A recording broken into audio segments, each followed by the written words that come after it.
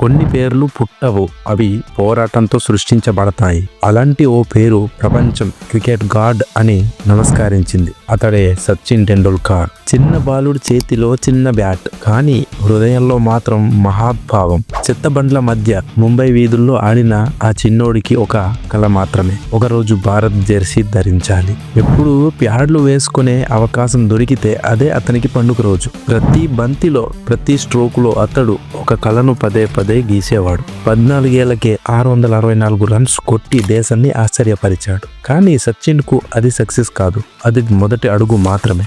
16 ఏళ్ల చిన్న వయసులోనే ప్రపంచంలోని అత్యంత ప్రమాదకర బౌలర్లను ఎదుర్కొన్నాడు. బౌన్సర్లు ముఖాన్ని తాకిన అతను ఒక మాట కూడా చెప్పలేదు.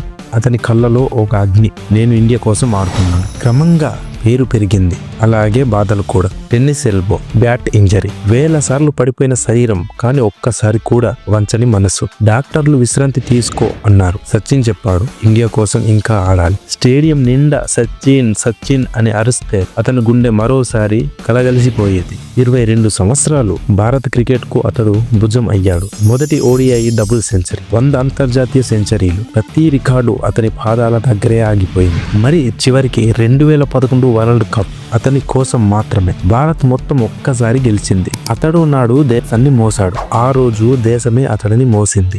సచిన్ మనకు నేర్పింది ఒక్కటే, టాలెంట్ ఈజ్ ఏ గిఫ్ట్, కానీ గ్రేట్నెస్ అంటే కష్టపడి పోరాడటం. అదే మనిషిని దేవుడిగా మార్చేస్తుంది.